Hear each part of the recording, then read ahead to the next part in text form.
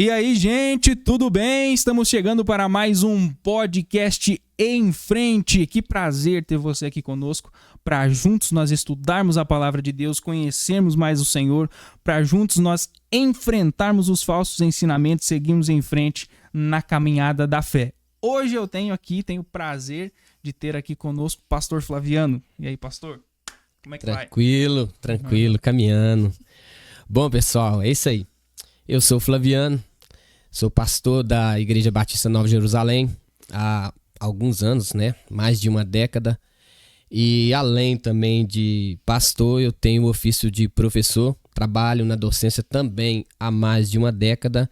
E hoje eu estou entrando para um novo caminho, que é o caminho da saúde mental. Estou terminando uma formação em psicanálise e provavelmente é um caminho que eu vou seguir daqui para frente. É isso aí. Maravilha, pastor. Temos aqui também minha esposa, Gisele, por favor. Olá, gente, tudo bem? Vamos aí juntos aprender com o pastor. Estamos muito animados. Bom, gente, esse aqui, o pastor, ele não é um mero convidado nosso, né? Aliás, nenhum convidado é um mero convidado, mas o pastor, ele integrará aqui a nossa equipe. Essa aqui é a nossa equipe, né? Que estará sempre se empenhando em trazer, né, o conteúdo bíblico para a nossa edificação e a sua edificação também. Maravilha, gente. Hoje nós estaremos aí trazendo o seguinte conteúdo. Nós vamos falar sobre como manter um relacionamento com Deus, mas na comunhão com os irmãos, né? Nós já falamos com o pastor Fernando a respeito de oração, né? Mantendo uma vida com Deus no âmbito da oração, né? Porque mais do que orar, manter uma vida de oração é que é o segredo, né? Eu e minha esposa e a Gisele também já gravamos sobre a importância da palavra, né? E a gente percebeu no podcast com o pastor Fernando que você só ora bem quando você tem um bom conhecimento bíblico, né? Quando você tem um conhecimento bíblico. Provérbios vai dizer que se você ignora a lei, até suas orações serão detestáveis, né? Então, hoje nós estaremos falando com o pastor Flaviano a respeito de manter um relacionamento com Deus, como manter um relacionamento com Deus na comunhão com os irmãos. Pastor, eu quero introduzir da seguinte maneira. De um tempo para cá, tem surgido um grupo de pessoas, e aí a gente pode falar com mais ênfase a respeito dos desigrejados, mas também não são só os desigrejados. Nós temos, principalmente em virtude da pandemia, né? Em virtude da tecnologia, vários fatores, as pessoas têm se afastado da igreja até chegar ao ponto de não frequentá-la mais, né? E os dados do IBGE mostram que, em uma pesquisa Datafolha, mostram, tá, que tem crescido o número dessas pessoas, o número de desigrejados. Em 2010, o número correspondia a 8%. A pesquisa mais recente que nós temos é agora em 2022. Tá? E esse quantitativo subiu para 14%. E quando se trata de jovens, subiu então para 25% em âmbito nacional. Então você vê que é uma crescente muito grande. A porcentagem é gritante, né? E essas pessoas, elas provavelmente tiveram algum problema na igreja, alguma desavença, né? Alguma situação, né, que os desabonou. Né? E por isso resolveram entender que a igreja não é mais o lugar delas. E aí, na maioria das vezes, o que a gente ouve é: mas eu sou a igreja.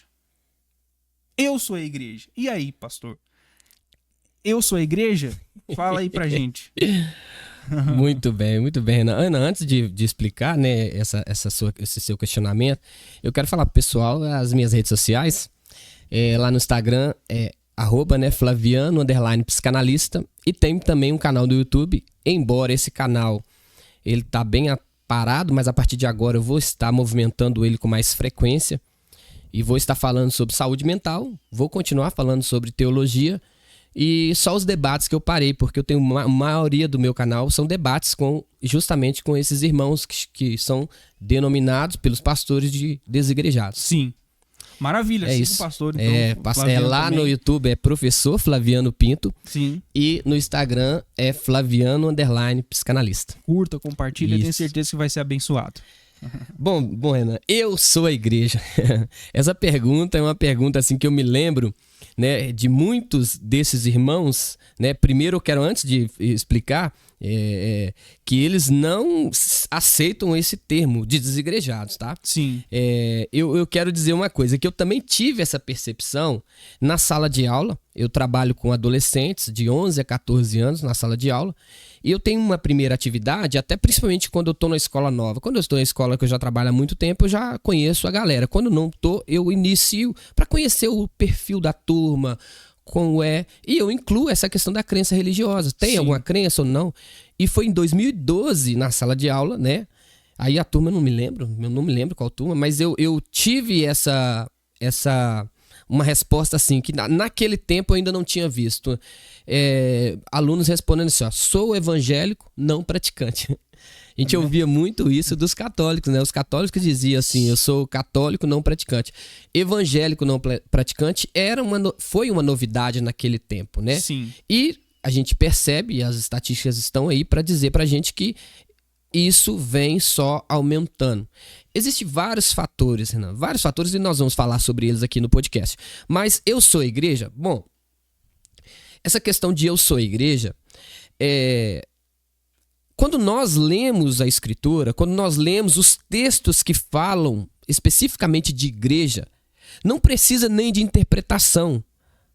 É uma leitura nem aquela leitura muito técnica, uma leitura calma, tranquila. Nós percebemos que quando eu falo que eu sou a igreja, dependendo da minha prática, eu estou cometendo um equívoco que não se aplica ao texto. Algumas pessoas entendem o seguinte, e muitos desses irmãos, não são todos, lógico, não são todos, mas muitos desses irmãos abandonaram a congregação, e quando eu digo a congregação, não estou falando do lugar, abandonaram o ato de congregar para ficar em suas casas, vivendo uma vida sem comprometimento, vivendo uma vida sem o conflito, porque o conflito na igreja, até o conflito nos faz ser igreja. Sim. Como que eu posso cumprir uns mandamentos do Novo Testamento, que é aqueles mandamentos múltiplos, perdoai-vos uns aos outros, se não houver conflito? Então assim, quando eu me afasto da congregação, eu estou infringindo mesmo, né, alguns princípios do Novo Testamento, e ainda assim estou cometendo um erro de leitura, não é um erro teológico. É um erro de leitura. Por quê? A Bíblia não diz que eu sou igreja. A Bíblia diz que igreja é o corpo de Cristo. Sim. E esse corpo, ele é composto de membros. Então o que eu posso afirmar é, eu sou membro do corpo de Cristo. Eu sou membro da igreja. E a ideia de membresia aqui não está relacionada àquela carteirinha que as denominações têm. Mas é você estar no corpo em ação. É você ter o seu papel no corpo. É tão interessante isso, Renan. Presta atenção nisso aqui. Olha o que isso nos leva. Nós temos irmãos que afastaram das congregações, estão em suas casas, não estão desenvolvendo o seu chamado, não estão desenvolvendo o seu ministério e dizendo eu sou igreja em casa. Equivocadíssimos. Sim. Mas você também tem irmãos dentro das congregações, dentro das denominações, que não têm compromisso com o seu chamado, não têm compromisso uns com os outros. Esses irmãos não estão tão diferentes daqueles lá. Certo. Porque ser igreja não é ter uma carteirinha, ser igreja não é fazer parte de uma denominação, ser igreja é estar vivo dentro do corpo de Cristo, exercendo o seu papel. Então dizer eu sou a igreja é equívoco. Eu sou a igreja, principalmente na minha casa, é um equívoco. Eu sou a igreja dentro da congregação, mas não exerço o meu chamado, o meu papel enquanto membro desse corpo. Paulo fala, o pé, o olho, todos os membros do nosso corpo têm um propósito. Então, se tem alguém dentro da igreja sem propósito, dentro da denominação, vou diferenciar aqui igreja e denominação. Se tem alguém dentro da denominação sem propósito, essa pessoa, ela não ainda entendeu o que é ser igreja. Sim.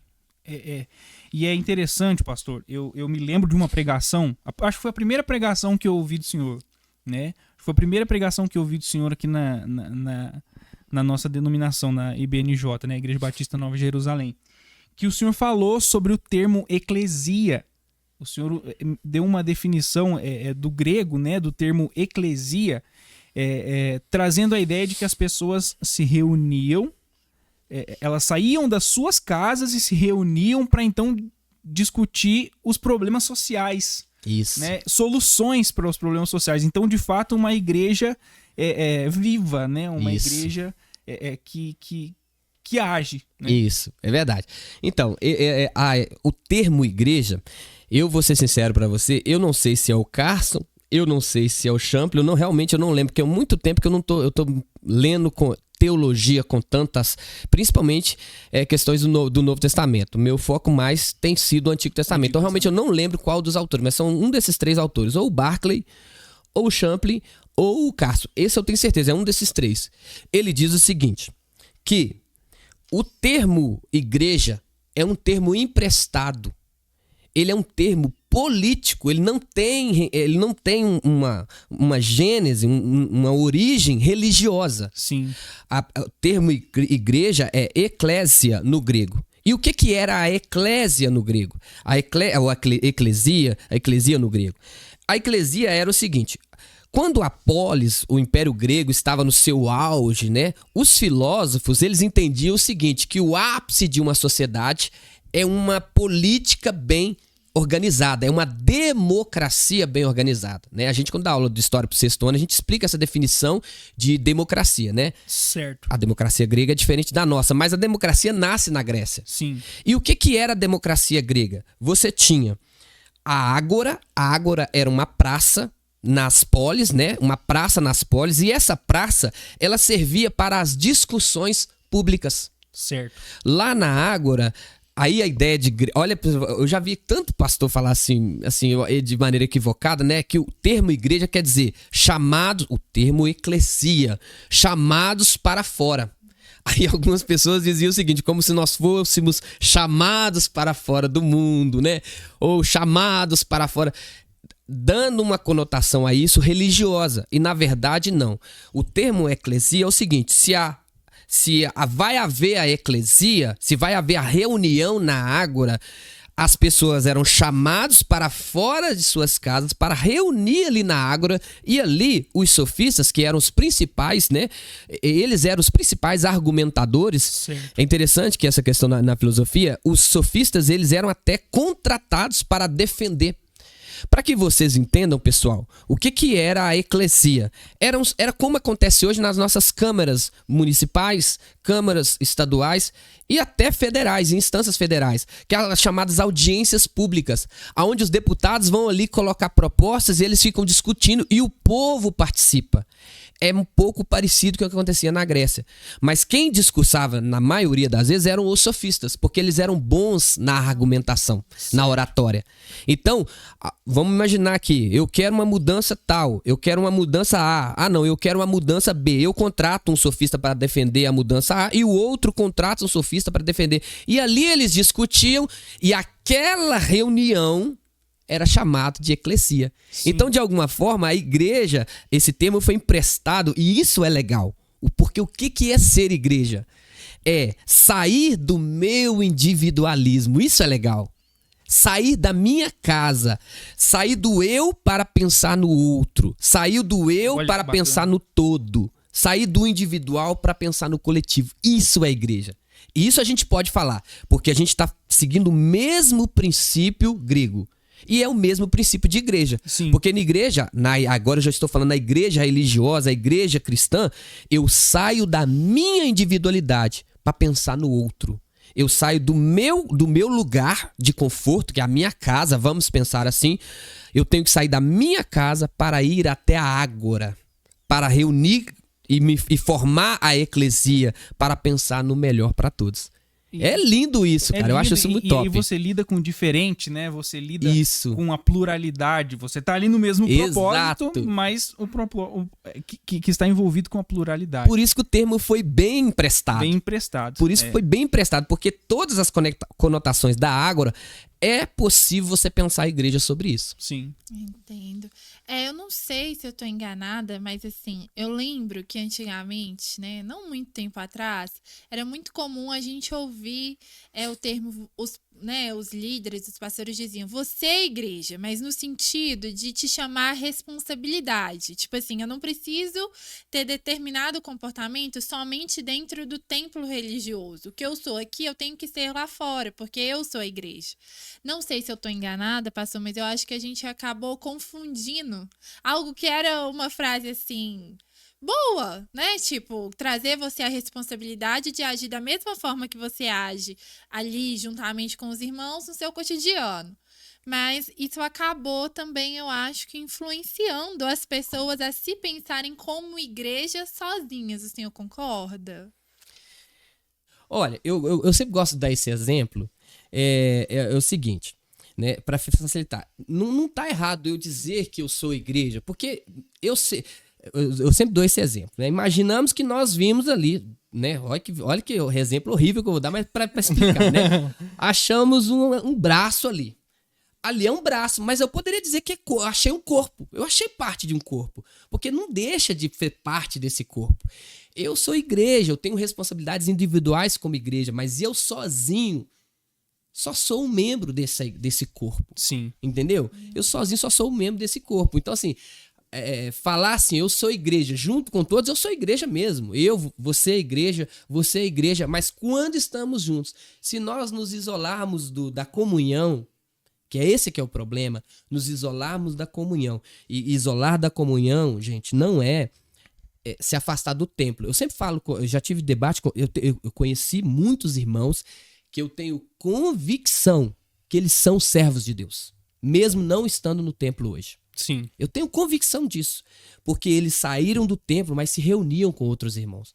Poxa vida, eu não posso dizer que um irmão desse não é um cristão só porque ele não frequenta uma denominação. Denominação Sim. não faz um cristão. Sim. Denominação é algo novo, né? Não existia denominação nos tempos bíblicos. Então, assim, o importante para nós não é nem ser denominacionais, é sermos igreja. Eu só posso ser igreja se eu estou em comunhão uns com os outros. Ok. Seguinte, daqui a pouco nós vamos trazer alguns textos bíblicos, né, que vão falar um pouco dessa influência que a igreja ela gera no nosso relacionamento com Deus, que essa comunhão, que este ser igreja, fazer parte de um corpo, gera no nosso relacionamento com Deus. Mas eu queria que o senhor falasse um pouco a respeito da visão do Bauman, né? Sim. Um pouco da visão do Bauman, que vai trazer um pouco da fonte, da essência. A gênese, né? A gênese dessa. Isso. O reflexo, por que os destemplados, né? Vamos usar o termo destemplados, né? Em respeito. Eles ficam menos bravos, tá? Isso, em respeito aos nossos queridos irmãos que por algum motivo estão fora da comunhão com outros, né? Mas tem uma explicação e eu achei muito interessante a visão do Bauman. Por favor, pastor. Então, o Bauman é um sociólogo alemão e ele cunhou um termo, ele chama de modernidade líquida, né? Eu aprendi isso, depois que eu aprendi isso, eu vejo como tudo faz sentido. O que o Bauman disse? Que a sociedade que nós vivemos agora é uma sociedade líquida. E essa sociedade líquida, ela tem várias características. É interessante que esse termo de modernidade líquida, lá no início, né, em 2000 e 2001, eu lembro que no seminário nós estávamos estudando e lá nós falávamos de pós-modernidade. Né? Nós temos a modernidade e nós estaríamos entrando em uma pós-modernidade. E essa pós-modernidade, ela viria com algumas características peculiares, que eu vejo essas características estruturadas na visão do Bauman. E hoje, o que a gente vê hoje exatamente é aquilo que nós estudávamos lá em 2001. Né? O Bauman diz o seguinte, que essa sociedade moderna, e aqui eu não estou falando de uma sociedade religiosa, eu estou falando da sociedade em geral. Cultura, tudo, é a sociedade. Sim. Porque eu estava compartilhando antes com vocês, né, em uma das minhas reflexões em uma das aulas de psicanálise e religião, eu estava falando o seguinte, as pessoas criticam muito a igreja, porque na igreja é mais fácil ver os erros e até mesmo os acertos da sociedade. Sim. Porque a igreja ela é um corpo mais fácil de ver. A igreja, na verdade, ela é a forma mais fácil de enxergarmos o que é a sociedade. Você tem a sociedade resumida ali. Você tem a sociedade resumida. A sociedade está cada um para lá. Eu vou para a escola, né? Depois que termino minha aula, eu sigo minha vida. E cada um vai seguir sua vida. A igreja não, nós temos durante a semana um convívio, durante a vida nós temos um convívio. É mais fácil ver os erros, é mais fácil ver os acertos. Então a igreja é mais fácil ver esses problemas. Certo. Então, para mim, a igreja é o reflexo. Hoje, a igreja tem sido o reflexo do que é a sociedade. E o Bauman diz isso. O que é a sociedade líquida? Primeiro, ela é volátil. Primeira característica interessante deles, que ele diz, é a ideia de liquidez é volátil. O que é isso? Vamos pensar assim, na década de 70, vamos pegar até a década de 70, de 70 para cá que começa essas grandes mudanças, mas até a década de 70, 80, você tinha mais rigidez em todas as coisas, mais solidez em todas as coisas. Vou pegar um exemplo aqui, o cidadão entrava numa empresa, ele falava, vou aposentar aqui. Hoje isso é extremamente difícil de se ver. Com certeza. Porque um rapaz com 25 anos, ele já passou por várias empresas. Isso é essa volatilidade da sociedade que o Bauman está falando. Então, o que é hoje, amanhã pode não ser. O que nós estamos vivendo hoje, amanhã talvez não estaremos vendo ou vivendo. Então, é uma sociedade de muita mudança. Então, a primeira coisa, isso tem reflexo na espiritualidade? Com certeza. Lógico. Porque se mudança faz parte da sociedade, então aquela coisa estática, aquela vida estática também, na espiritualidade e na religiosidade não vai ter. Lembro que lá em 2001 nós falávamos o seguinte, que a igreja pós-moderna seria uma igreja rotativa. Hoje é muito comum membros com 10 anos de convertidos, ele já ter passado em mais de 1 ou 2 ou 3 denominações. Certo. Ou seja, característica de volatilidade. E se perde essa noção, né, de pertencimento. Porque se hoje eu tô aqui, amanhã eu estou ali, eu não pertenço a lugar nenhum. Se eu não me sinto pertencente, automaticamente eu sair não vai fazer mal, porque no outro lugar eu vou achar algo que me agrade mais, né? Certíssimo, Gisele. E o Bauman fala o seguinte, que essa falta de pertencimento, na verdade, ele vai encaixar isso num outro termo que ele cita, da incertezas. É uma sociedade insegura e incerteza. Poxa, eu não faço parte de nada. Antigamente, nós tínhamos cristãos que eles viviam, eu sou dessa igreja, eu continuo essa igreja, eu continuo, e poderia acontecer sérias problemas, dificuldades, mas ele permanecia ali, estático naquele local. Se Deus me falar, eu não Isso, saio. exatamente. Pode acontecer o que for, mas eu tô aqui firmado em Deus. Hoje nós não admitimos isso mais. Eu tive um problema com o Renan me chateou. Quer saber? Tem tanta igreja, eu vou para outra igreja. Aí lá eu vou ter a mesma situação. Lá não vai ser o Renan, vai ser a outra pessoa. A Gisele tá lá, talvez. Aí depois é o Flaviano que chateia. Então, assim, aí você tem uma volatilidade. Eu acho que uma maneira interessante da gente ver isso é que nós vivemos uma sociedade imatura também. Essa fluidez, né? Essa falta de se aprofundar, essa falta de você ter algo concreto, né? Torna uma sociedade imatura, porque, por exemplo, nós podemos imaginar, o Flaviano teve um problema comigo, mas se o Flaviano, né, a gente tá conjecturando, né, se o Flaviano fosse um cara maduro, ele tentaria resolver o problema comigo, ao invés de simplesmente chutar o pau da barraca e sair. Eu acho que vai até mais, porque quando a gente trata, então, de igreja, a gente entra no relacionamento com Deus. Exato. Porque o meu relacionamento com Deus, ele não tá fluindo ao ponto de eu levar para Deus essas questões e me aconselhar diretamente com o Senhor para saber como agir. Eu prefiro agir da maneira que eu acho mais fácil. Eu vou fugir do meu problema. Eu vou ser volátil. Exato.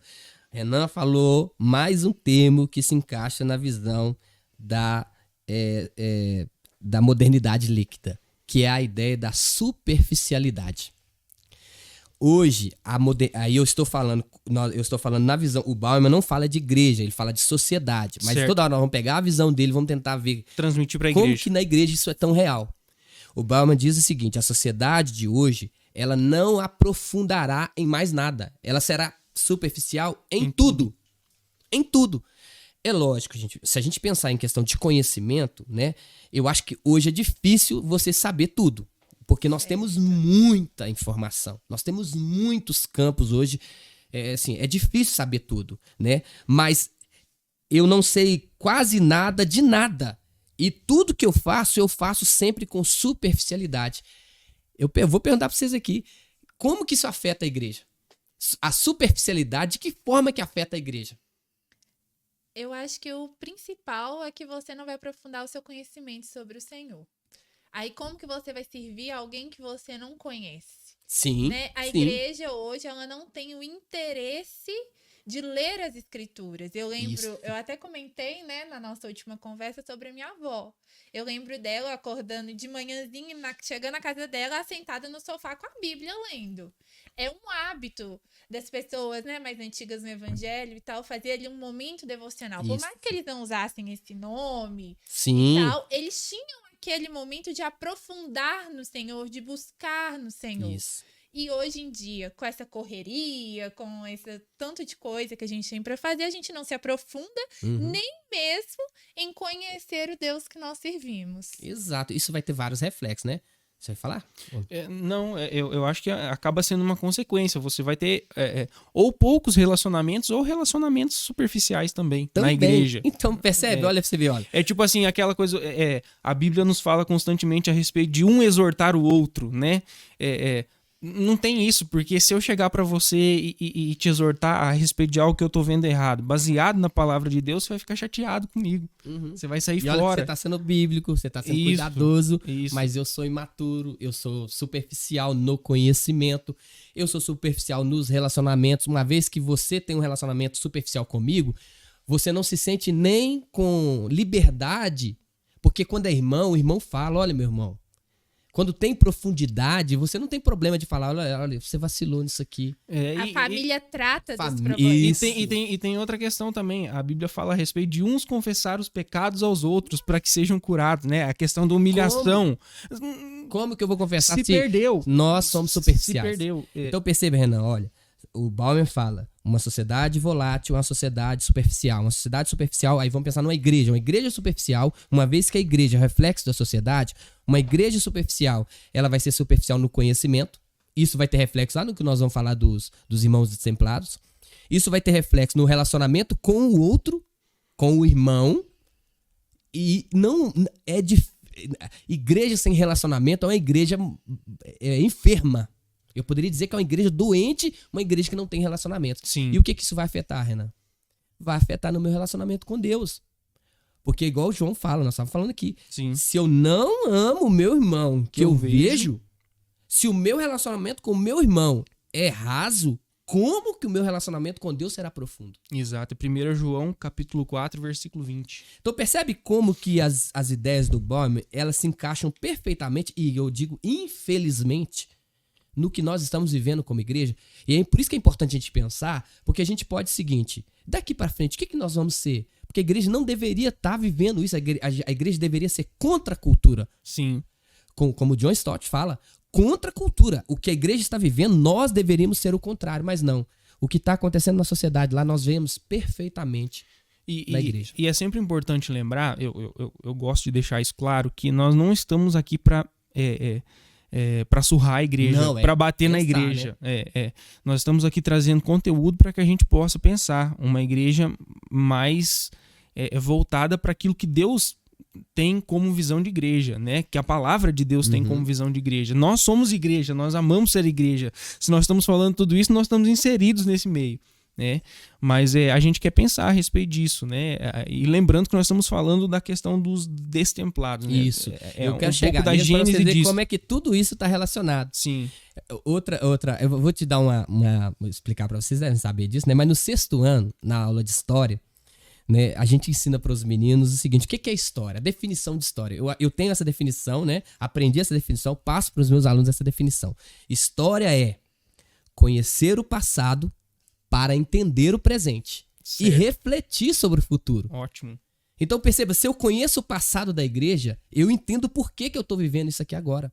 A igreja se afastou da palavra, a igreja começou a abraçar pensamentos, ideologias, filosofias que vêm do mundo, a consequência é uma igreja hoje com dificuldades. E agora, nós estamos nesse contexto. Porque lá em 2020 ainda não era uma grande realidade. Já estava lá em 2020. Lá em 2001, a gente ainda não tinha isso como muito comum, mas já estávamos vivendo isso. Sim. Né? Hoje é real. E daqui 10 anos? E daqui 20 anos? E daqui 50 anos, se o Senhor Jesus não voltar? Sim. Então precisamos pensar, refletir como será o futuro. Exato. Né? Nos nossos canais de ensino, né? Você que é professor né? Deixa eu olhar para a câmera aqui. Você que é professor de escola bíblica, você que é pai, você que é pastor, pense nisso, né? Pense nisso, pense que você tem influência sobre aquelas pessoas, né? Você tem influência sobre as pessoas que estão debaixo da sua autoridade. Ensine a se relacionar, né? A Gisele, ela tá no meio, o pastor Flaviano também, né? Tá no meio aí da educação. Hoje tem uma ideia de homeschool também que fere muito, né? Essa ideia. Né? Afasta, as crianças vão crescendo uma bolha, né? Vão crescer ali. Porque os pais querem proteger de certas coisas, mas daqui a pouco essa criança vai crescer, ela vai cair no mundo. E aí? O que vai acontecer? Sociedade, igreja, lugar de conflitos. Isso. Não tem como fugir. Não tem como fugir. Renan, eu queria falar mais uma, antes da gente entrar no tema dos irmãos, mais um, que é porque tudo isso você vai ver na explicação do que eles vivem hoje, do que eles questionam. Sim. Aí você vai entender, porque você precisa pensar também na visão do irmão que se afastou do templo. O que ele vê? O que ele se enxerga? O que ele enxerga? E por que ele chegou nessa situação? Né? Uma outra característica, eu anotei aqui, é o individualismo. Certo. O Bauman diz, essa sociedade, e o Luiz Felipe Pondé, ele fala uma frase que eu acho assim fantástica. O Luiz Felipe Pondé é um filósofo bem conhecido no Brasil, né? E ele fala o seguinte, né? Que essa geração, ela ama a humanidade, mas ela detesta o ser humano. Ela prefere ter um pet do que ter um filho. É verdade. É contraditório, mas e o que é essa sociedade que o Pondé tá falando? É o que o Bauman vai falar. Eu em primeiro lugar. Certo. Eu em primeiro lugar. Se a sociedade ela voltou a ser antropocêntrica, lembra que o antropocentrismo é uma característica da modernidade. Fé não mais, o antropocentrismo agora é o que nós vamos estar tratando. Só que isso hoje está muito mais forte. O eu não dá lugar ao nós, ao outro. Como que na igreja, hoje nós vemos isso muito mais. Isso é muito forte na igreja. Sim. Hoje é o meu reino, é a minha vontade. Hoje é o que eu quero, é o que eu decido. Eu acabo com a outra característica que o Bauman vai falar, essas duas características. O individualismo e o consumismo, que será uma sociedade consumista. Uma sociedade de extremo consumo. Hoje nós vemos essas duas características muito presentes na igreja. Os líderes, os pastores, passam uma grande dificuldade porque hoje a igreja, o reino, não é em primeiro lugar. Hoje, eu vejo que muitos líderes se tornam reféns desse modelo. Aí ele adequa, ele adapta todo o seu planejamento litúrgico para te agradar. Por quê? Porque, infelizmente, é isso. Lá atrás você é o cliente. E se eu não te agradar, você vai para outra igreja, porque tem outra ali. Você não vai deixar de consumir o produto fé. Paulo ele fala um pouco sobre isso, né? Paulo ele vai falar que as pessoas não aguentarão mais ouvir a sã doutrina, como quem cria comichões nos ouvidos, não é?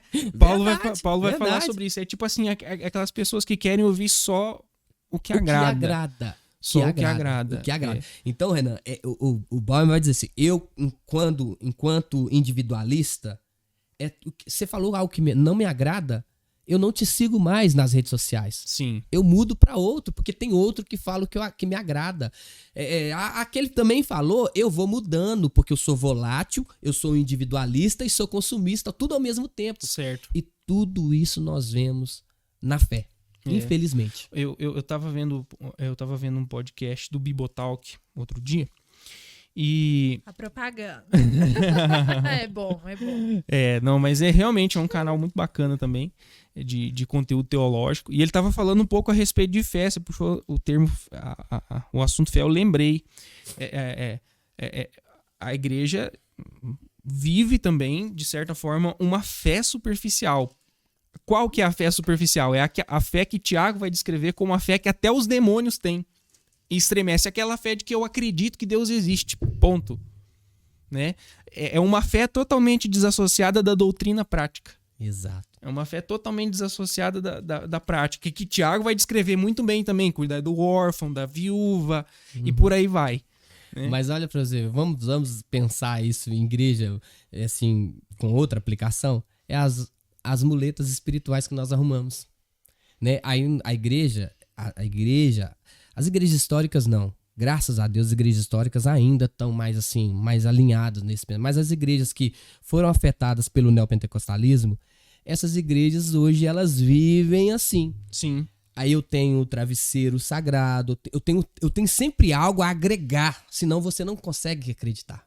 Sim. Eu sempre tenho que ter algo a mais. Então você percebe a fé superficial. Olha que coisa interessante. Sim. Aí quando eu te dou eu como líder lá, né? Eu te dou uma água sagrada, eu te dou uma água ungida, eu te dou qualquer desses elementos. Qualquer desses elementos são amuletos de fé. E se é amuleto de fé, logo é porque a fé é superficial. A fé, assim, a fé de crer e se entregar totalmente a Deus é insuficiente, né? E a partir do momento que eu, como parte da igreja, tento fazer com que meu irmão, ele seja assim, eu, né, vou criar ali uma barreira para que ele não sofra, para que ele não se decepcione, para que ele não saia. Uhum. Eu tô sendo antibíblica. Totalmente. Porque a Bíblia fala, né? Tiago diz, tende por motivo de alegria o passar por diversas provações, porque isso vai gerar o quê? Um amadurecimento. Então, eu tô impedindo o meu irmão de amadurecer. Em outras palavras, eu tô desobedecendo um dos maiores mandamentos. Eu não tô amando o meu próximo. Totalmente. Então, assim, como que isso é sério? Satisfazer, eu falo assim, né? Lá em casa a gente tá com a bebezinha, né? 7 meses. E ela quer subir agora em tudo. Ela tá numa fase, assim, maravilhosa. Vamos subir, vamos engatinhar. Pra lá, pra cá.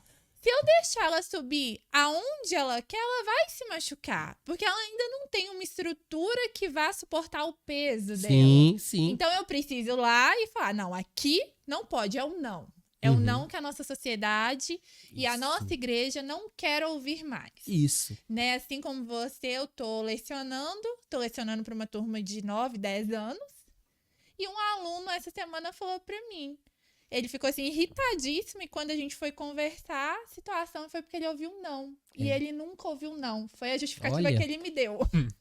Então, como isso é sério? Como a gente está criando uma sociedade, criando uma igreja imatura, que quando passar por momentos de provações, assim, pra valer, não vai resistir. E que Jesus prometeu que viria. Exato. Percebe, então? Olha pra vocês verem. Aí entra no individualismo. Eu não quero sofrer. Sofrer? Ouvir você ficar falando do meu pecado, ouvir você falando de algo que eu estou fazendo que eu não quero abandonar. Então eu vou falar. Olha, gente, eu sei que tem muita gente que gosta de alguns pastores que estão ficando famosos aí, que fazem as pessoas rirem. Olha que legal, cara. Você pensar nisso aqui. Por que esses modelos de pregação? Eu lembro de uma pregação do Spurgeon. Gente, esse pra mim foi um profeta. Ele disse, vai chegar tempo que nós teremos que ter palhaços no... Desculpa, não tô chamando as pessoas de palhaços, mas ele disse, eu tô citando, vou abrir aspas aqui para o Spurgeon. Vai chegar tempo que nós teremos que ter palhaços no púlpito para as pessoas nos ouvirem. O Spurgeon é do século XIX. Ele, pra mim, é uma referência, tá? Nossa, eu ouço muitos sermões dele. Então, assim, o que o Bauman diz? Tudo que o Bauman fala que a sociedade está vivendo chegou dentro da igreja. Já está, não é que tá chegando, já chegou. Eu lembro antigamente, né? Antigamente, que eu digo assim, quando eu era criança, eu cresci muito próximo da igreja. Eu não fui pra igreja criança, mas a minha avó era da Deus é Amor, né? Da denominação Deus é Amor. Então, minha avó era muito, muito fiel a Deus. Eu via minha avó o tempo todo. A minha avó, na verdade, foi aquela minha referência de espiritualidade, né? Certo. Mas eu não cheguei à fé logo em seguida, né? Eu cresci ouvindo, e você via que essas pessoas, no caso delas, tinham uma fé firme, verdadeira, né? Você tinha ali aquela sinceridade. Hoje, se você e você tinha a ideia do sofrer, a ideia do sofrimento era algo característico do cristão. Certo. A ideia da luta era algo característico do cristão. E isso era motivo de que você estava crescendo espiritualmente. Hoje você tem slogans de algumas denominações dizendo assim: pare de sofrer. Ou seja, pare de sofrer, então pare de ser cristão, pare de ser discípulo. Para parar de sofrer, tem que parar de ser discípulo. Não tem como. Até porque você assume, então, uma batalha contra todas as suas crenças, todo o seu modelo, todo o seu sistema de crenças. A partir do momento que você diz, eu sou cristão, eu creio em Jesus, entreguei minha vida para ele, você começa uma luta ferrenha contra isso, né? Contra as suas vontades e por aí vai. Nós deixamos de ser essa resposta para a igreja, para a sociedade, para virar a cópia da sociedade. A cópia da sociedade é o que deveria ser a resposta. Né? Exato. Bom, eu queria propor, então, agora que a gente olhasse para alguns textos bíblicos. O senhor já terminou essa parte, não? Sim, do Bauman, eu acho que eu falei os pontos principais, que tem vários outros pontos, né? Sim. Fala de tecnologia, mas assim, o que mais acho que a gente percebe claramente na igreja, esses termos são mais importantes. Maravilha. E depois vamos falar sobre o dos irmãos, né? Eu conheci mas pouquíssimos irmãos que falam assim: olha, eu era da presbiteriana, eu era da primeira igreja batista. A maioria era pentecostal fulano de tal, Assembleia de Deus fulano de tal. Eu digo Assembleia de Deus porque hoje tem uma infinidade de Assembleia de Deus. Sim. Né? Assim como tem uma infinidade de batista, tá? Tem muita batista. Os batistas não podem mais ficar todos os batistas com a ideia de igreja histórica, tá? Porque a batista se avacalhou totalmente, né? Eu vi uma denominação que abriu recentemente, né? E a pessoa não conhece história batista, não conhece nada de história batista, mas ela colocou o nome batista porque a marca batista é uma marca boa, né? Sim. Então a marca batista é uma marca boa, né? Mas a igreja batista não serve como exemplo, infelizmente, né? É uma igreja histórica, mas hoje, né? Então, assim, a grande maioria desses irmãos vieram de igrejas. O que é uma igreja neopentecostal? Vou falar algumas características para vocês entenderem, né? Igreja neopentecostal, ela tem tudo isso que o Bauman fala. Ela tem tudo isso que o Bauman fala. Ela vende produto. Ela trata o fiel, né, como quase que cliente. Ela trabalha com o alvo, né, na prosperidade. Doutrinas neopentecostais. Batalha espiritual. Teologia da prosperidade. Batalha espiritual. Maldição hereditária.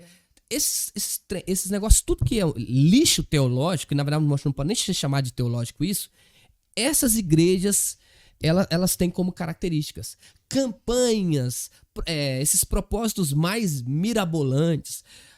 A visão celular, ela carrega quase tudo da visão celular, fora a reunião de grupo, que é bíblica. Sim. Mas os outros modelos da visão celular, tudo é neopentecostal. Se você não ganhar tantas almas esse mês. Isso.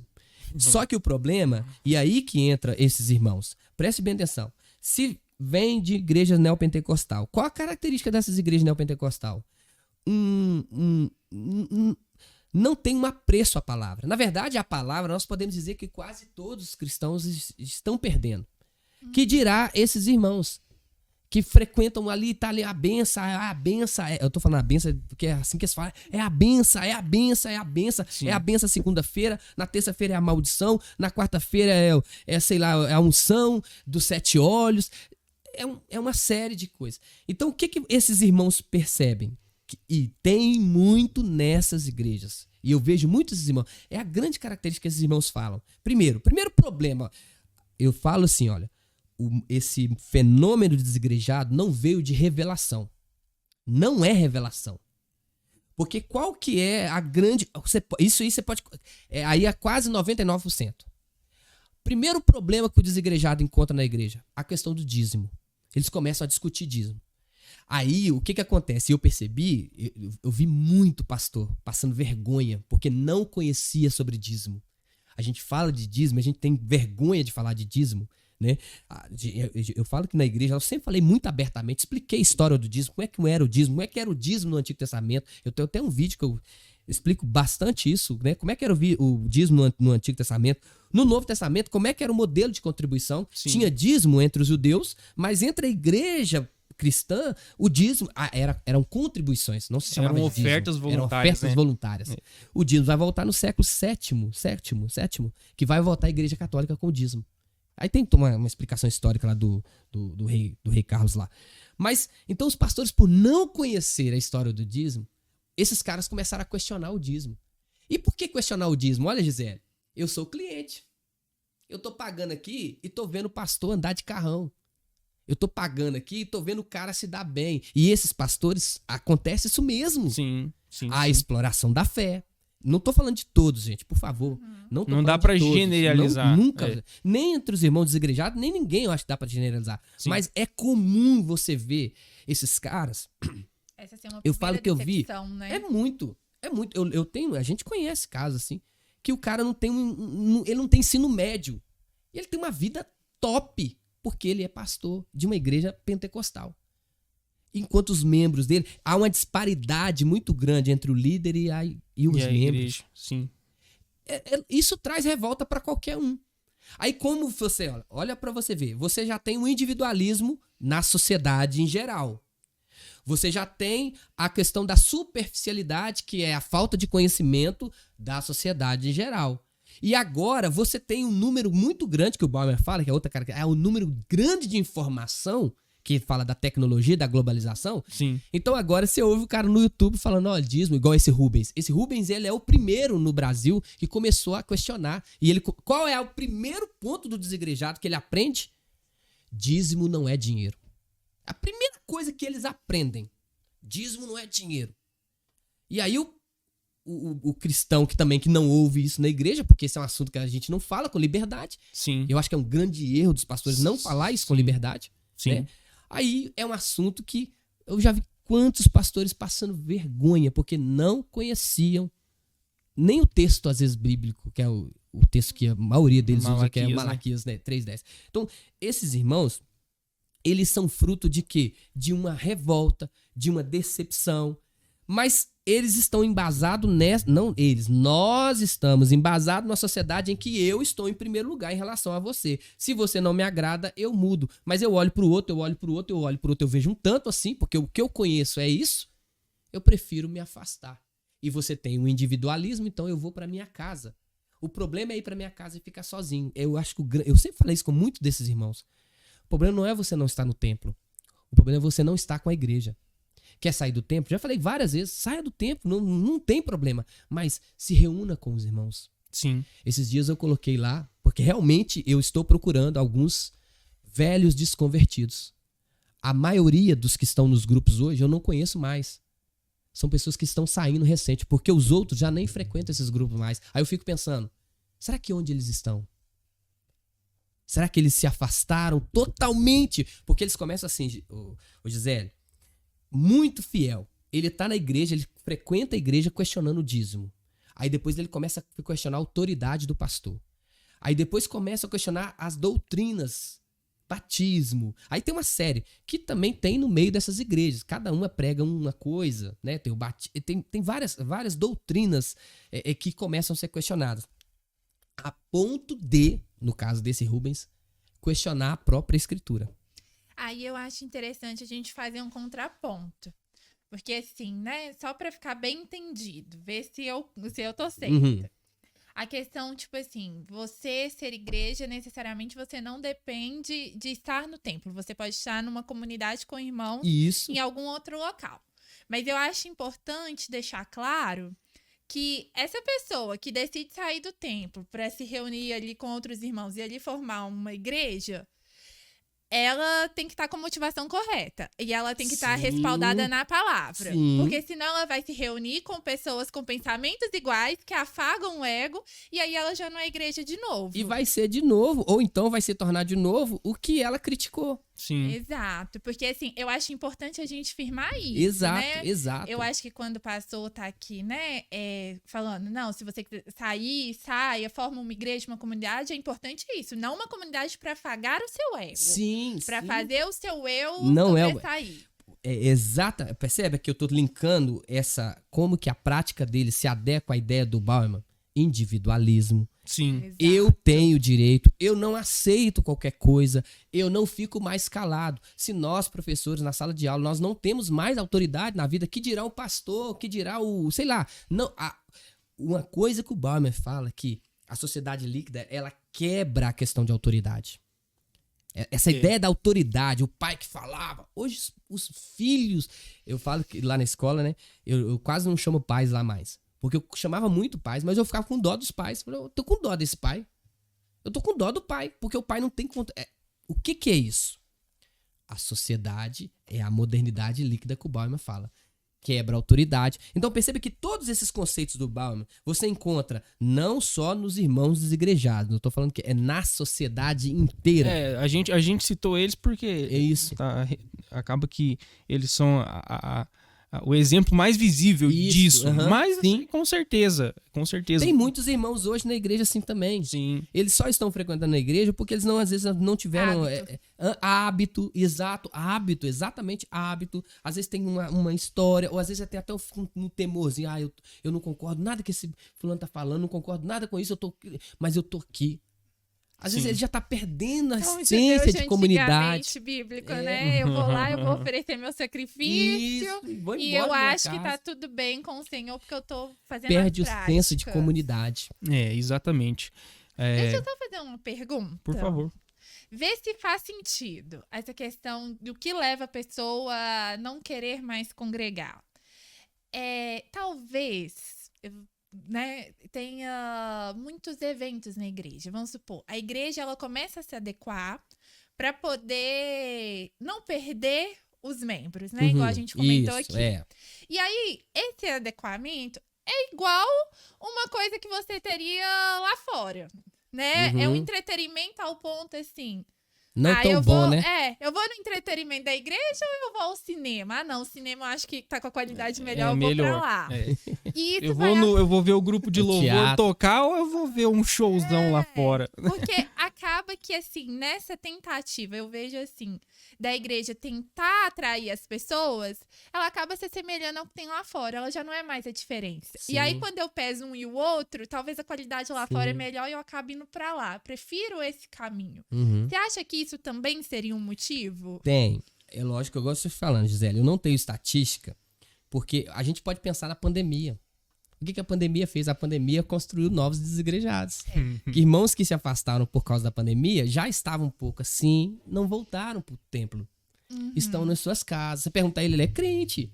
Ele diz, olha, eu sou evangélico e tal, mas eu não tô indo, não. Quantas pessoas a gente conversa e tá assim nessa situação? Sim. Então, na verdade, você percebe que o que os irmãos, não podemos dizer que é eles. Existe uma série de irmãos que já estavam assim na igreja há muito tempo. Entende? Então, porque você tem vários motivos. Quando eu falo desses irmãos que estão nos grupos do WhatsApp, é porque eles ficam ali debatendo. Então, o que eu percebo neles é que o grande problema deles foi dízimo. E eu sempre falo, eu chamo eles, e chamo mesmo, e eu tô sendo sincero aqui, são um bando de avarentos. Por causa do dízimo, eles abandonaram um propósito, abandonaram um chamado que talvez Deus tinha para eles. E não é chamado de estar no púlpito da igreja, mas de talvez construir algo para agregar a igreja, para talvez transformar a igreja. Sim. Jesus já dizia, né? Não dá para servir dois senhores. Entendeu? Então esses irmãos, assim, por causa disso, por causa dessa situação, porque questionar se o termo dízimo, se oferta, pode até questionar, mas participar do reino, o tudo, percebe o individualismo aqui? Não, eu não. Então, assim, tem uma série de situações, né? Você tem vários tipos de igreja. Esses que eu convivo no grupo do WhatsApp, nos grupos do WhatsApp, o que eu percebo neles são essas.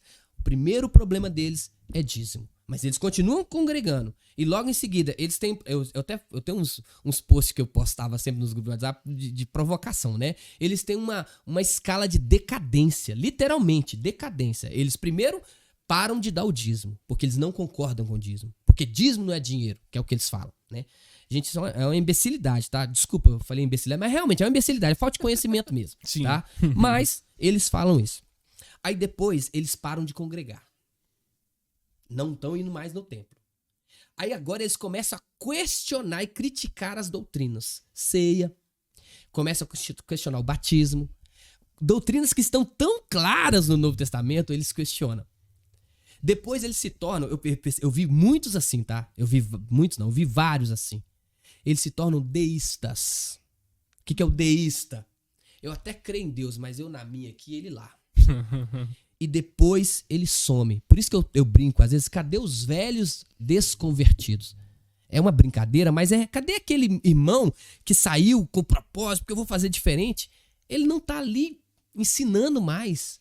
Ele não frequenta mais os grupos do WhatsApp ensinando. Talvez estão fazendo outra coisa. Eu tô dizendo assim, que eu não os vejo mais. Então, na minha percepção uma vez que eu afasto da igreja, Renan, a vida tá na igreja, a vida tá na comunidade. Sim.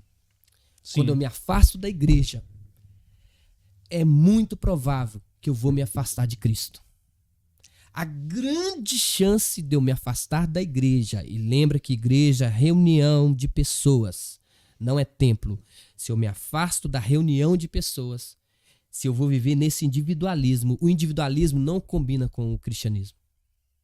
A tendência então, se eu pegar pensando no que a Bíblia nos ensina, do que a Bíblia mostra para nós, eu posso sugerir que muitos desses irmãos hoje estão literalmente, antes eles não estavam desviados não, mas hoje provavelmente estão afastados da fé. Sim. Entendeu? Sim, então assim, esses são os desigrejados. Agora, hoje não, embora como já tem mais anos esse movimento, tem muitos desigrejados que aprendeu muito, eles criaram novas doutrinas.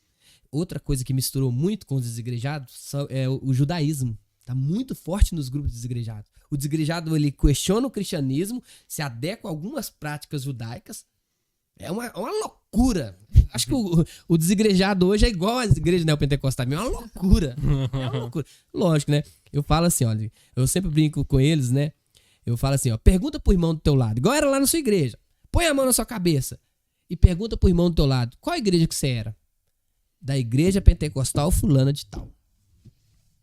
Então, assim, essa é a minha experiência com esses irmãos. Sim. E que eu respeito, tá? Eu respeito, embora eu acho que eles estão extremamente equivocados. Mas, né? Não, exatamente. Quando a gente olha pro cenário da igreja também, a gente não vê uma coisa assim tão maravilhosa. O que eu falo é que a gente deveria sentar assim. Vamos pensar a igreja? Olha o nível que nós estamos. Esse modelo que nós estamos vendo não é o que Cristo, não é o que a palavra nos ensina. Sim. Se nós não pensarmos essa igreja hoje, nós não podemos chegar numa igreja diferente no futuro. Quando você estava falando sobre dízimo mesmo e oferta, eu logo pensei na igreja primitiva, como era. Né? A igreja primitiva que eu falo de Atos. Né? A igreja de Atos. Pegar tudo, entregar. Gente, eu até preguei outro dia sobre a questão da unidade ali. Olha o termo que Lucas usa, né? Foi Lucas o autor de Atos. Olha o termo que ele usa. Ele diz que a igreja era como um só coração. Cara, olha que coisa linda. Coisa profunda. A igreja onde a contribuição dos irmãos era, se o cara tinha uma fazenda, vamos trazer para os termos de hoje, se o cara tinha uma fazenda, ele vendia, ele colocava tudo aos pés dos apóstolos que dividiam para todos conforme a necessidade. Isso. Não é uma coisa diferente, é algo... Aí não tem individualismo. Não tem. Eles eram unidos. Se os irmãos eram presos, né? Se Pedro ele foi preso ali por causa da pregação e tal, e os irmãos oraram por ele, e ele foi liberto. E aí a primeira coisa que ele fez após ser liberto é ir contar para os irmãos o que tinha acontecido. Então, assim, era um senso de comunidade tremendo, e que nós, como igreja, precisamos olhar. E eu vejo assim, erros, todo mundo vai cometer em algum momento. Eu cometo erros, você comete, o Renan comete. Mas aí a gente pensa ali quando Paulo chega e repreende o Pedro. Sim. Porque o Paulo poderia virar e falar assim, não, o Pedro errou, então eu vou me romper com ele e vou criar algo que é limpo, né, que é puro. E ele não faz isso, ele chega e repreende o Pedro. Então, eu acho assim, nós que estamos pertencentes a uma igreja, estamos aqui em comunhão, talvez falta um pouco disso na gente. Entender que eu erro, você erra, e o melhor caminho é o dialogar. Porque eu acho assim, como que eu vou ser efetivo se eu tô vendo uma coisa errada na igreja? Como que eu vou mudar isso se eu me retiro? Ficar não é a melhor solução? Com certeza. Já que eu tenho a resposta para aquilo dentro da palavra, não é trazer isso para um debate? Mas isso depende, Gisele, de algumas questões. O meu reino ou de Deus? A minha vontade ou a de Deus? Ou a de Deus? O que eu quero ou o que Deus quer? Isso depende muito. Só para encerrar minha fala, a gente não percebe esse detalhe, tá na Bíblia, tá? Mas você sabe perceber, vocês vão perceber, talvez já perceberam, né? Mas alguns vão perceber isso agora. Os diáconos surgem por causa de problemas. Mesmo uma igreja cheia do Espírito Santo, com os dons e tudo, havia privilégio entre as judias e as gregas. Acepção de pessoa. Crente que cheio do Espírito Santo também faz acepção de pessoas. Sim. Mas a igreja não se dividiu, ela achou uma solução. Ó, vamos resolver esse problema, porque isso não pode acontecer. Ó, vocês vão resolver isso aí. Os diáconos vão cuidar disso aí. E não vai ter mais esse negócio. Nós vamos tentar sanar esse problema.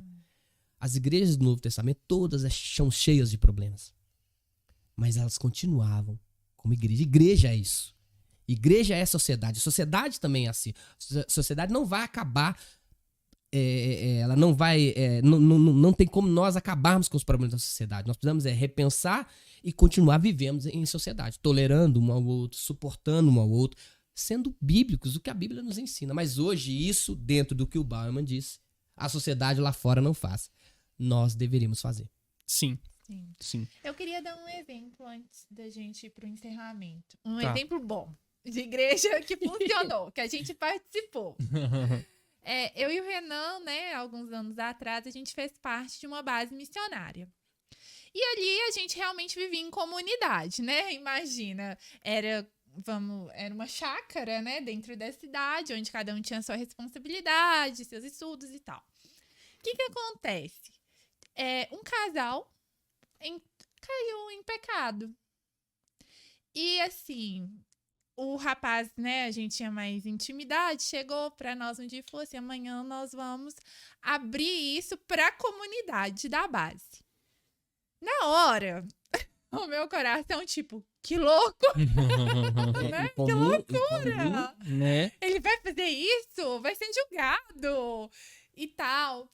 Mas eles estavam decididos a confessar o pecado e deixar esse pecado. Então eu lembro, né, nós nos reunimos, foi no refeitório, fizemos uma roda gigante ali entre as pessoas que faziam parte, né, fixo ali da comunidade, e eles trouxeram a situação para nós. E foi tão assim, eu nunca vivi isso na minha vida. Ninguém levantou e atirou a pedra. O que aconteceu foi o seguinte: as pessoas começaram a levantar e confessar os seus pecados uns para os outros. E ali nós tivemos uma manhã de cura. Tanta coisa que às vezes a gente nem sabia, né? Eu lembro, eu levantei, eu confessei aquilo. Então, assim, como a comunidade é importante. Eles conseguiram superar aquele problema, né? Eles tiveram ali ajuda, porque não é da noite pro dia. Uhum. E hoje eles são casados e muito felizes. Glória a Deus. Entendeu? E a base passou por essa renovação, assim, que veio de Deus. Eu acredito que aquilo foi de Deus. Problemas que trouxeram coisas boas. Eu nunca vivenciei isso. Pessoas levantando e falando: eu preciso pedir perdão porque eu pequei. O meu pecado é esse. E como ali foi liberado perdão naquela manhã. E mudou. Mudou. Então, assim, é um exemplo de igreja. Isso é a essência de igreja. Que dá certo, que é necessário. Isso é a essência de igreja, de comunidade. Porque senão eles seriam caídos, e sei lá como estariam hoje. Uhum. Mas não, eles receberam a cura, o Foram perdão. acolhidos. E Nossa. nós também que estávamos ali vivenciamos isso. Eles nos proporcionaram isso. Então, assim, a comunidade... Depois desse dia, minha visão sobre comunidade, sobre essa questão de confessar seus pecados uns aos outros, né? De que eu preciso da comunidade para me fortalecer, modificou totalmente. Os mandamentos múltiplos que Paulo fala, né? E a gente viu a direção de Deus naquilo, né? Não partiu... Porque o homem não faria isso sozinho. né? Foi Deus agindo no coração de cada um para fazer aquele mover. Isso para mim foi um mover do Espírito Glória Santo. a Deus. Não, mas né? é verdade, concordo. Plenamente. Foi muito bom. A experiência da vida. Foi, como diz o outro, foi humilhante. Foi humilhante, mas afinal, esse é o propósito. É por isso, no meu entendimento desse texto, que eu não vou lembrar a referência agora, mas ele diz que quando nós confessamos os pecados uns aos outros, a cura, eu acho que a cura, ela parte da humilhação. É o fato de eu me humilhar do meu ego ser massacrado ali, diante da comunidade, né? E a comunidade, então, madura, a comunidade com entendimento bíblico, sabe que diante de Deus ela alcançou perdão por ter confessado, né? E ninguém atirou pedra, muito pelo contrário, foi um momento muito edificante, realmente. Isso é igreja. Eu queria ler 2 textos bíblicos para a gente encerrar, né? E para encerrar eu vou pedir que cada um de nós dê um conselho, olhe para aquela câmera ali, ó, e dê um conselho. Ou fale alguma coisa para essas pessoas que estão longe da igreja, ou então que talvez se afastaram por alguma má experiência, né, por algo que desagradou e está longe. Que a gente pensasse aí, vamos pensando até chegar ao final, num conselho, em algo que possa realmente, talvez a pessoa que estiver ouvindo se sentir tocada por esse conselho. Mas o primeiro texto que eu gostaria que a minha esposa lesse, Gálatas, capítulo 6, dos versículos 1 ao 5. Nós vamos refletir sobre esse texto. E também, aí depois você já pode ler também em sequência, Mateus 18, 20, que é um versículo, assim, extremamente mal interpretado. Extremamente. Né? Gálatas, então, capítulo 6, versículos 1 ao 5. Você quer que lê todos ou você quer que foca nos 2? Pode ler todos. Irmão, se alguém for surpreendido em alguma falta, vós que sois espirituais, corrigiu com o espírito de brandura, e guarda-te para que não sejas também tentado. Levai as cargas uns dos outros, e assim cumprireis a lei de Cristo. Porque se alguém julga ser alguma coisa não sendo nada, a si mesmo se engana. Mas prove cada um seu labor, e então terá motivo de gloriar-se unicamente em si, e não em outro, porque cada um levará o seu próprio fardo. Ok. Agora lê também Mateus, capítulo 18, versículo 20. Mateus, capítulo 18, versículo 20, que é o versículo que eu falei que ele é extremamente muito conhecido. Você vai conhecer ele, mas é mal interpretado. Vai. Porque onde estiverem 2 ou 3 reunidos em meu nome, ali estou no meio deles. Bom, pastor, não tem como ter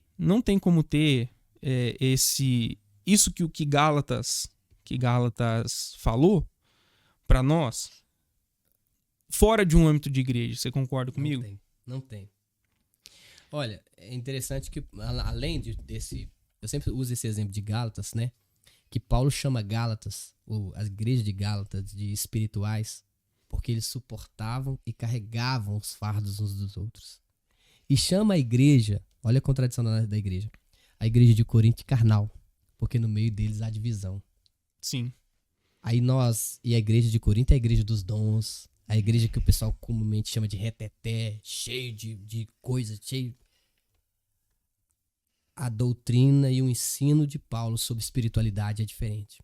Sim. Espiritualidade é manifestada pelo que eu sou e pelo que eu provoco. Eu acho legal. O Leonardo Boff, ele tem uma definição de espiritualidade e esse eu concordo plenamente com ele, Renan. Ele fala que espiritualidade é aquilo que você é e que transforma o ambiente que você vê. Eu tô parafraseando aqui. Não tô...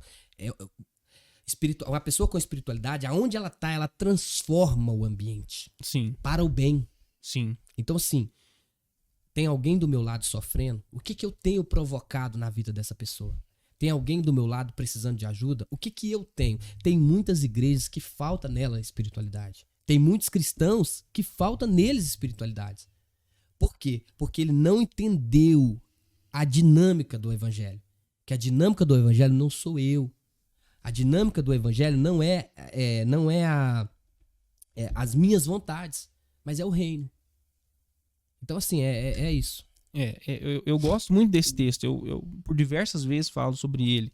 esse texto de Gálatas, né? Porque ele vai dizer assim, vós que sois espirituais. Quem são os espirituais? Se a gente voltar um pouquinho no texto, vai ver que fala dos frutos do fruto do Espírito.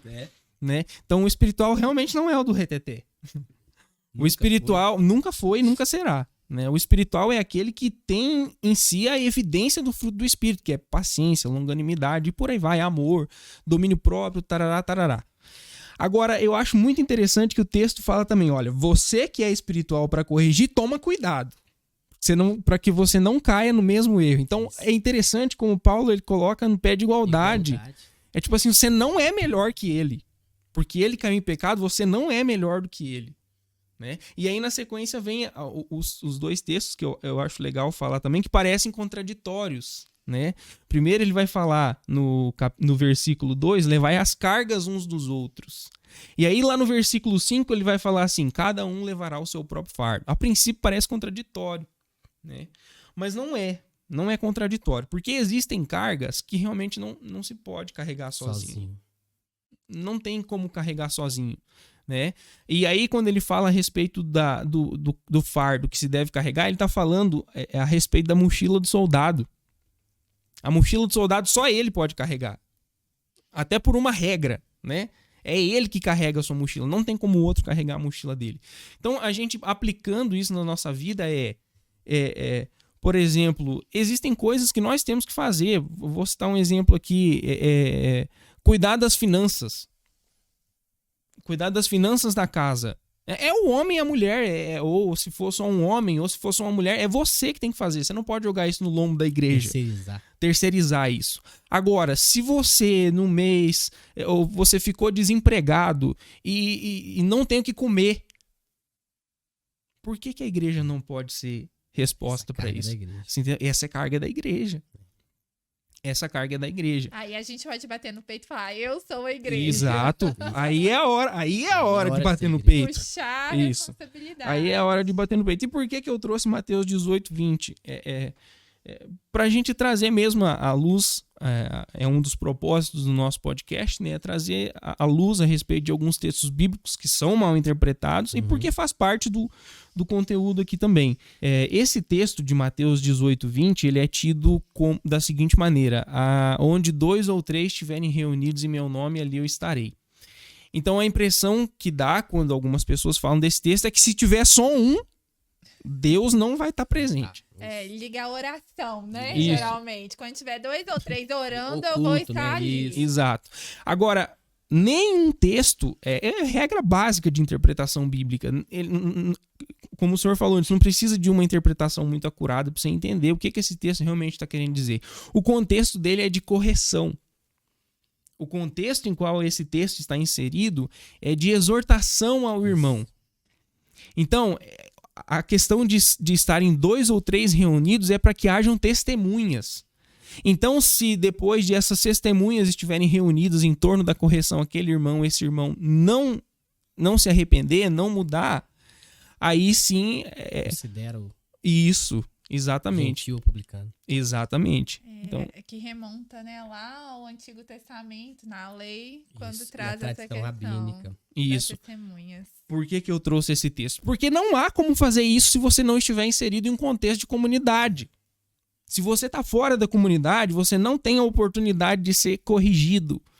E nós precisamos ver a correção como uma oportunidade de crescimento. E não... Nós temos que parar de ficar chateado, gente. Por favor. Nós que somos igreja, nós temos que parar de ficar chateadinho porque o irmão me corrigiu. Isso é uma dádiva, isso é uma bênção. É uma bênção, né? Isso é uma bênção. Isso é algo que Deus nos proporciona.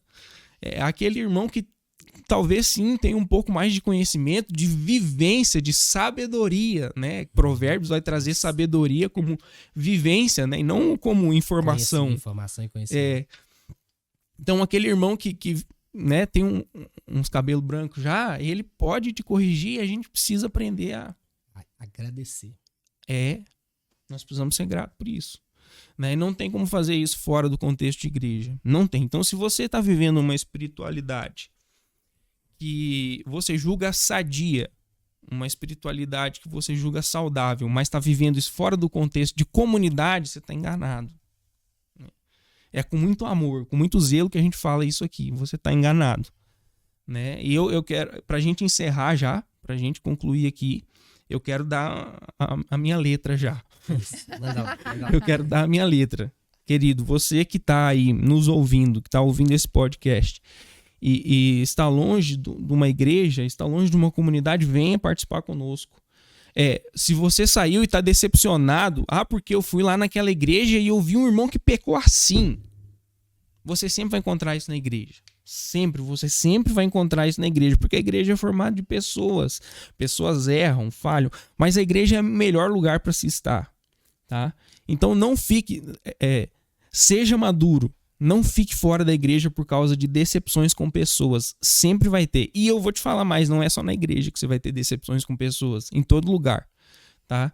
Mas seja maduro, busque em Deus sabedoria e volte para os caminhos do Senhor, porque não há como ser parte da igreja estando fora da comunidade. Pastor Flaviano. Amém. Bom, o conselho que eu quero dar para todos os irmãos, né, que estão ouvindo esse podcast é pensar nesses conceitos que a gente falou, que o Bauman traz assim, de maneira brilhante, que eu acho, né, mas que eles não poderiam estar na minha vida, porque eu sou contra a cultura, eu sou parte da igreja, então eu deveria... Essas características não poderiam ser encontradas em mim. Então, quando eu tomo a decisão, às vezes, de me afastar da comunidade, quais são os motivos? São os meus interesses ou do reino? Sim. Quais são os motivos? É eu ou é o reino? Eu tenho que sempre estar colocando na balança. Eu estou seguindo o curso deste mundo? Ou eu estou me transformando, às vezes através de uma correção, ou eu estou me transformando, às vezes através da convivência, que às vezes nem sempre é pacífica, é agradável, nem sempre. Em todos os relacionamentos você tem isso. Então, assim, eu acho que basta para nós uma reflexão. Eu estou afastado da comunidade por quê? São os meus interesses? Se são os meus interesses, eu já tenho que repensar. Eu estou seguindo o curso desse mundo. E não é isso. Aí não tem igreja, não tem denominação, não tem ninguém que contradiz isso. Não é a minha vontade. Não é o meu reino. Não sou eu. Eu tenho que morrer para que o reino de Deus, o reino de Cristo, ele viva. Em todas as cartas, em todos os livros, nós percebemos os irmãos sofrendo em prol do evangelho. Agora, porque alguém me chateou, ou porque alguém falou algo que eu não concordo, porque alguém falou algo para... O eu tem que morrer. E Cristo e o reino de Deus. Se nós não tivermos essa mentalidade, a igreja, é lógico, a igreja sempre vai existir, né? Vai ter irmãos que vão se afastar. Paulo já tinha falado isso. Serão tempos difíceis no futuro. Então, assim, isso é normal. Mas eu sempre falo dos 7.000 que não se dobram diante deste mundo. Aí o que eu quero dizer é você está dobrando-se diante desse mundo? Está dobrando diante dos conceitos desse mundo? É uma questão bem pessoal mesmo de pensar. Sim. E voltar para a comunidade. Não é voltar para o templo, entende? Eu sempre gosto de citar isso, mas é estar em comunidade. Isso não tem como ser, não tem como deixar de ser. Não tem como dizer, sou cristão, eu sigo a Cristo, mas não estou com ninguém. Isso é impossível. Sim. Gisele. Não, eu acho assim, eu acho que a gente tem sempre que pensar que a missão não é nossa. A missão é do Senhor, né? Deus é um Deus missionário e existe um propósito maior para a nossa vivência, para a igreja existir, né? Então, assim, eu acho que quando a gente começa a colocar essas coisas no nosso coração, entender qual é o meu propósito de ser cristão, por que eu sirvo ao Senhor, aí essas questões viram bobagem, sabe? Fica muito pequeno, porque a gente entende que para eu cumprir a missão, eu estando com alguém, é mais fácil, é mais efetivo, a missão ela vai ser concretizada, né? Vai um pouquinho mais rápido. Então, assim, eu acredito que a partir do momento que eu começo a perceber a urgência do evangelho para que o reino de Deus ele esteja, né, na sua plenitude, nós possamos vivenciá-lo, eu aceito melhor a comunidade, o meu irmão, eu aprendo o valor disso. Então, acho assim, a gente deve focar no que realmente importa, a missão do Senhor, que nós somos privilegiados de podermos participar.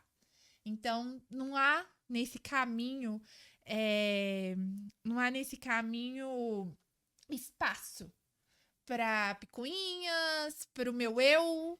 Tudo isso tem que morrer em detrimento. Em detrimento da missão do Senhor. Amém. Amém. Glória a Deus. Gente, bons conselhos, tá? Nós falamos aqui a respeito de muitas coisas. Reflitam sobre isso. Se você é uma igreja que se enquadra nos pontos negativos que nós citamos aqui, pense nisso, né? Se você é uma igreja, nós falamos muito da igreja pentecostal e da neopentecostal. Se você é uma igreja que vai por esse caminho, mas você segue a palavra, não é para você, né? Existem, né? O pastor falou muito bem, não dá para generalizar.